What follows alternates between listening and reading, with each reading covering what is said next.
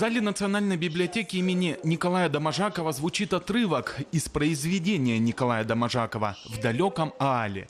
Всего 100 знаков, но дается диктант участникам непросто, несмотря на то, что здесь в основном коренные носители языка. Где-то есть пробелы, надо вспоминать. Поэтому спасибо тем, кто устроил вот такой диктант, единый диктант по хакасскому языку. Я думаю, в следующий раз обязательно будем участвовать. Подобные диктанты на хакасском сегодня впервые проходят по всей республике. Главная задумка организаторов – выяснить, много ли осталось тех, кто умеет не только говорить и думать, но и писать на хакасском языке. Грамотность человека определяется не только устной, но главным образом письменной речью.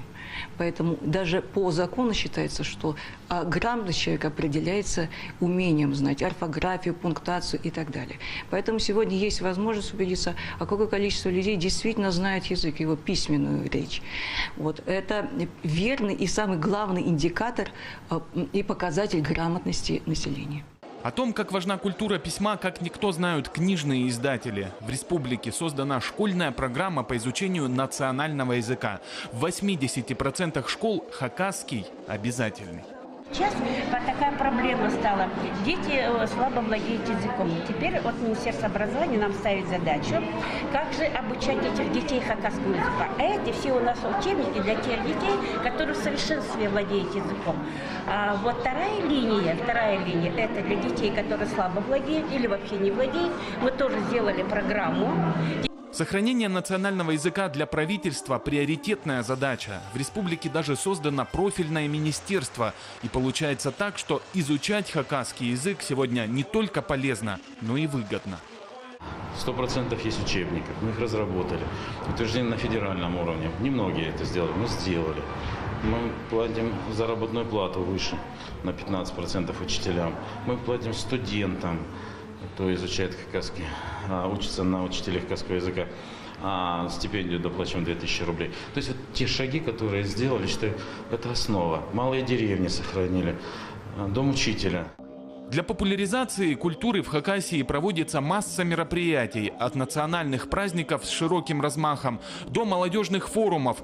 Здесь стоит понимать, государственных языка два – русский и хакасский. Какой станет ключом к познанию души народа, каждый вправе выбрать для себя персонально. Начало учебного года – самый долгожданный праздник для любого школьника. И неважно, где ты живешь – в столице или глухой деревушке. Именно поэтому Министерство культуры уже на протяжении многих лет проводит необычную акцию, помогает детям из отдаленных и малых сел собраться в школу. Предусмотрена, конечно, и развлекательная программа.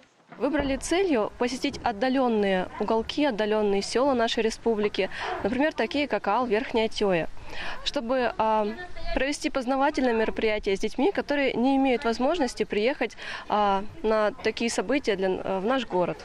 Министерство культуры поддерживает Аал Верхняя Тёя уже больше 5 лет. Например, только благодаря творческим работникам в деревне появился мемориал ветеранам Великой Отечественной войны. В небольшой деревне ценят любое внимание, хотя сельчане привыкли надеяться только на себя. Это хорошо, когда нас поддерживают, это самое главное для нас, потому что у нас здесь в основном-то помощи такой нету, и работы нету у нас здесь. Мне муж вот работает, у него зарплата маленькая. В акции участвуют Республиканская детская библиотека, Дом литераторов и Национальный краеведческий музей. Прямо во дворе местного музея имени Михаила Кельчичакова для детей строили настоящую книжную выставку. Здесь сказки, загадки, раскраски на хакасском языке. Такие можно взять только в главной библиотеке республики. Я хочу больше всего узнать о своей, родном языке, о своей нации хочу больше всего узнать. И вообще мне это очень увлекательно просто. В отдаленной деревне с населением 150 человек сохранение национальной культуры – вопрос, который объединяет всех местных жителей. В семьях здесь разговаривают исключительно на родном языке. А, к примеру, как правильно раскрасить хакасское паго, знают даже самые маленькие жители Верхней Тёи. В женском украшении никогда не использовали желтый цвет. Он считался символом болезни или горя. Красный же, наоборот, олицетворял богиню плодородия Эмай, которая по верованиям даровала семьям детей. Настоящие творческие мастерские проводят прямо в музее имени писателя Михаила Кельчичакова. В окружении уникальных экспонатов, личных вещей прославленного земляка, которые до сих пор сохранились.